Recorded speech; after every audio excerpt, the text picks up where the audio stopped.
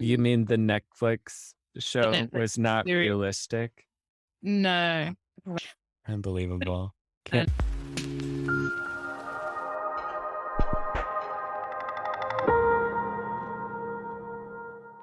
So how long have you been working on this project? so I started it lockdown last year. So probably around September, October 2020, after watching Emily in Paris on Netflix. Yeah, I was I thinking about that as I was reading your, I, well, all of your writing. the synopsis or yeah. It just annoyed me because it was so different from what I experienced and so glamorized, I guess. You mean the Netflix The show Netflix was not series. realistic? No. Unbelievable. Can't Uh, believe they would even allow that on there.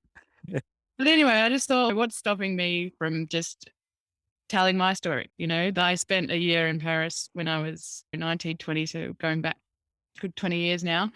And it was really a life-changing time of my life. And obviously I can't remember every detail. So I just thought, oh, I'll just make up whatever I've forgotten and fill in the gaps with imagination. And so fictionalized memoir. Okay. Is that what came out of it?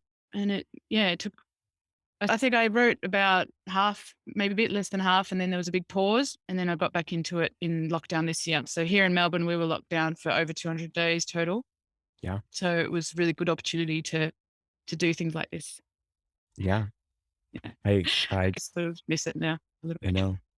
I know because now we are back in the real world, even while COVID-ness is still raging behind the scenes.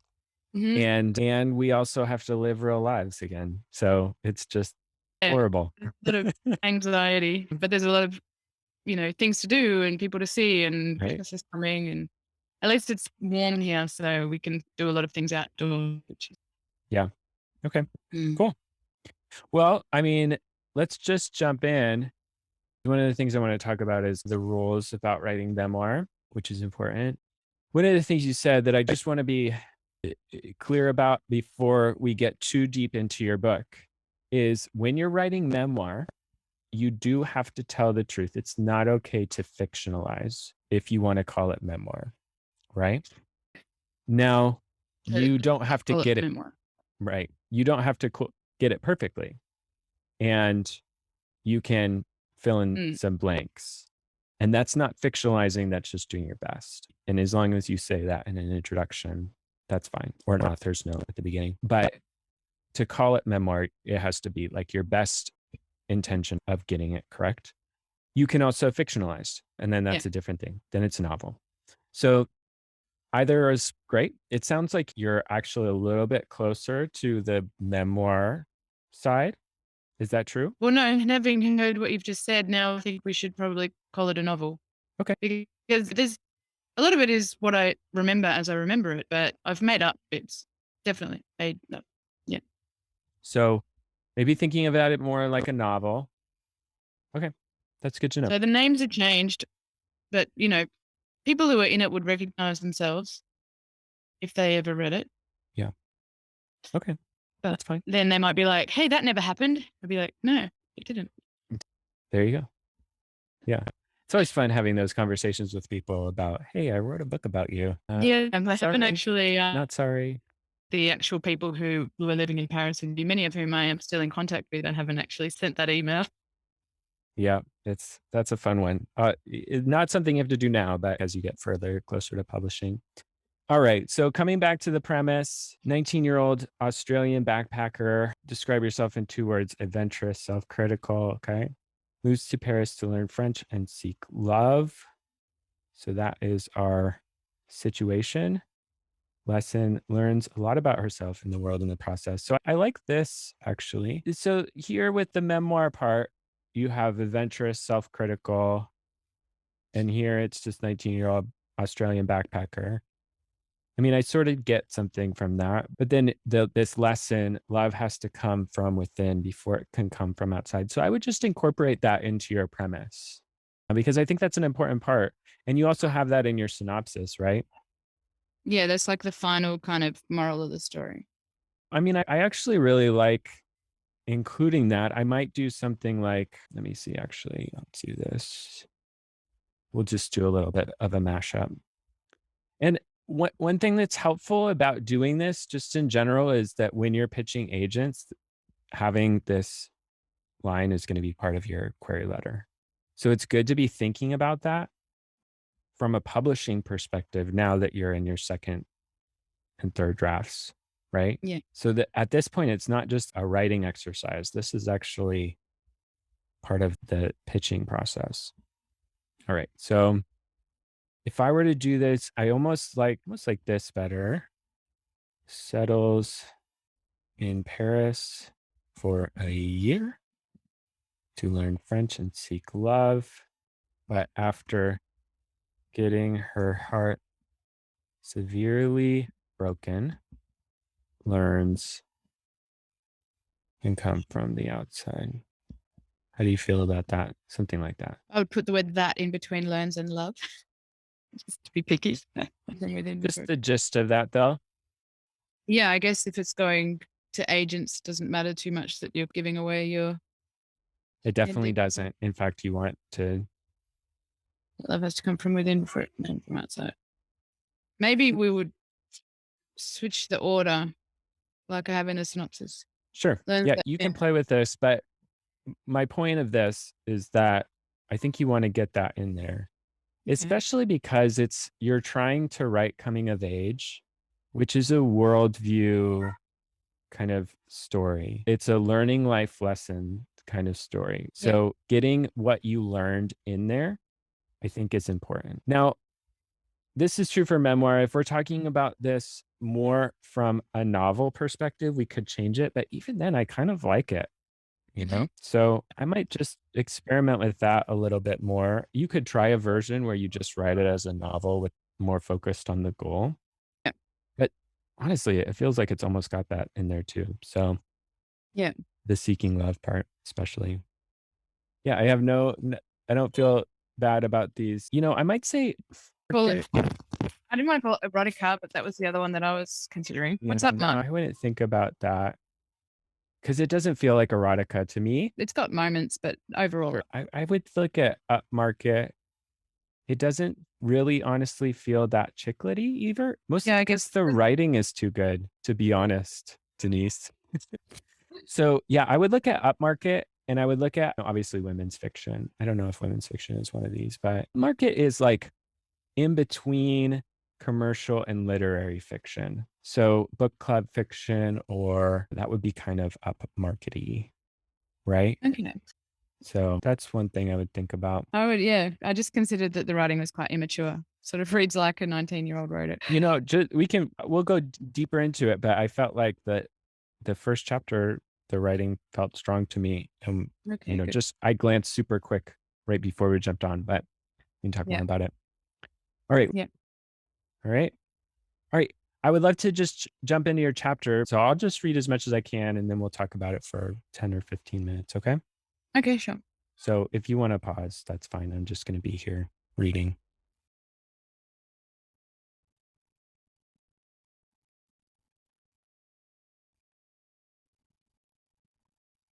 So just initial thought.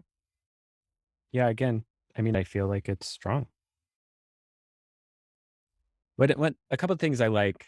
I'll just kind of go through this. I like that you were smiling from time to time. It's supposed to be a bit funny. Yeah, it is. Okay. So I don't know what having a bar means. Is that an Australian thing? Oh, maybe. Wasn't having a bar, that means wasn't interested in that. Wasn't gonna accept that. Yeah, no, it's not an American thing. That's funny. This part I didn't like. I was moved on from the first one. For some reason, it eludes me now. If we're going with the novel route, just give a funny reason, right? Yeah, but it refers to now, it's presented as somebody now remembering something that happened back then. So me now is actually the character in it as well. Yeah, no, But I get that. But I would just give a reason. Okay. yeah. So you could say, which, if I remember right, was because I pissed off the bartender or, Oh yeah. you know, Okay. like just Yeah. give some kind of reason because I don't know. You have an opportunity there and it feels like a miss. Okay. I love this. This is great. That was my noble reason. This is so important because you're setting up the stakes right away. The other Yeah. reason, the real reason was a Canadian dude. Yeah. Yeah. So from the beginning, we know that we're talking about boy meets girl or girl meets boy, which Yeah. is perfect. And so great way to set it up. This is so funny. I mean, I think you have great voice. It feels well written. It feels like you have a good sense of your character's voice, which is your voice maybe, and that it just works. One thing too I want to just mention, you do a good job of setting the scene. I just talked to so many writers who really struggle showing the scene from the beginning and describing what's going on. And you start close to her and then move out and then move further out and then you can come back in. Now, I will say you do start here. I just thought of this, but then it ends with this thing and you don't come back to that hotel room or to the hostel. So I do so I go through all the reasons, introduce Tom, and then there's that bit. Yeah. So that night, as I lay there, I think back to the interview I've already had, Okay. Yeah, I see and what then you're it saying. and then it comes back to she's lying there, feeling alone, feeling like she doesn't have anyone to turn to, and then she goes to sleep, and then it's the next day. So then we move on. Okay. Does that do you does that work? I'm just wondering if you could put that. Because she can't have the successful interview before the night of introspection and not knowing what's happening, because at that moment in that hostel bed, she's really unsure. But then she goes and she has an interview where she's successful and she finds a room that she likes.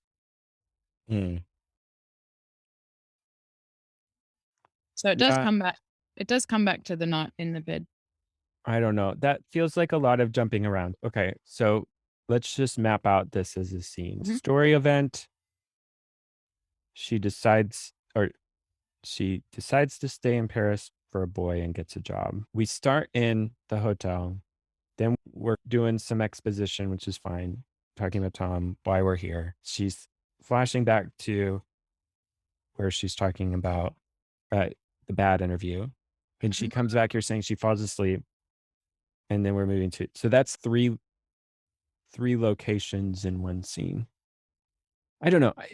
It feels to me, and it's like a present day flashback, present day fast forward, and then the next day. It feels like a lot of moving around to me.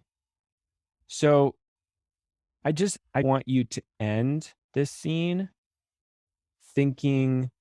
I want you to end the scene back at the hotel with her falling asleep. Just because that Yeah. would feel like a more, So in the scene, yeah, yeah. It would feel to me like a little bit more cohesive ending. yeah. So if you go down to so that night, so that would be the end, murky quandary. And then don't worry about I eventually drifted off to sleep. Nobody cares. The next day I went to another interview in chapter 2. Yeah, that could work. I mean, you could think about this as a whole new scene, Mm. and maybe it is. So maybe it's just quite short for a scene. So most scenes are like uh 1,500 to 2,500 words, but I mean it does feel fine. You have the story event. Sorry if I'm totally defacing your story. Let's not do. She decides to stay in Paris. Denise decides. Here's story event. She gets a job. The dilemma, and this is a right structure term, which I know you're not as familiar with, but is does she lie about smoking? Yeah. Which I loved. I mean, that was so funny. Also, just like a positive thing. These details are just super solid and funny, Yeah. and this so great. Yeah. And Uh, if you to the end of chapter 2, she's already smoking by the end of chapter 2. I love it. It's so Yeah. great. And just this, like this is great voice. Waving hands like a loon. Yeah, I mean it's fun. Yeah. Lighthearted, comedic, great. It's perfect. Yeah, maybe they're two different scenes and maybe that's okay. I don't know. Okay. I'm not anti, but I am interested in the idea of moving, Just think about it. Moving her I just falling don't know how. asleep here. It would be a different scene in the bed because she wouldn't be so Be miserable so stressed. if she already had a job. Yeah. I know. But, Yeah. No, I mean, I would say it's not working. I would say that's a very short scene in my opinion, but the second uh, one, yeah. And it's then it definitely goes working. more into just like a general description. Yeah. I mean, just real quick, like, I think this is great that you're getting into your relationship with Tom. There's one moment where it talks about how her heart starts beating faster or she has a like feeling or Yeah, when they go and visit the statue and they make eye contact. yeah, there we Yeah. go. That's perfect. Yeah. Just stuff like that all throughout this whole story, you know? I think that's really good. We lived in the six too. Oh, did you? Living in the six is the bomb. It is. It's good. Yeah, we were close to Saint-Sulpice. Oh, okay. So a bit further back. Yeah, we were I right on guess the that's fifth, but we were right next to, like, down the street from the Dumago and Café Le Four. Yeah, so was I. But further towards which direction is that? The The- east. I don't know. It was the closest metro. Okay, yeah. No, we were right there then. Yeah. Cool. But I could never afford to live there on my own. But I had this teeny tiny little room. And as you find out later, it has rooftop access. So that the rooftop becomes like its own character as well. I love it. Yeah, no, I feel like this is strong. I mean, I think you're doing a great job creating scenes, setting it up, using description well, using voice well. There wasn't obviously much dialogue here, but the dialogue that was there was perfectly done. Yeah. So, from a writing perspective, I feel really good about it. Yeah. I think that's probably a big relief. You want people, I mean, the people that I've given it to, like a couple of them just read the whole thing in a day. I'm just like, I can't That's stop amazing. reading. Yeah. But I don't know if it's Keep because rolling with we're it. friends. So is that No, going to be the case when, it's not yeah. because they're friends. It's because it's working. Yeah. Good. No, it's good. So yeah, Yeah. keep pressing into that. I mean, I think the big thing, like we talked about, is just getting your arc straight. And I think the climax, just maybe considering that ending scene performance, just upping the stakes a little bit. Yeah. Honestly, that's a minor change though, potentially. Yeah. You need it. You need to weave it in a little bit Right. throughout because it's a bit of an attitude change. That's okay. Sure. Yeah. Yeah. It feels like it's working to me right now. And Mm. I would definitely get your premise really strong because you could probably start pitching soon. Yeah. Maybe we could just talk briefly about that. Sure.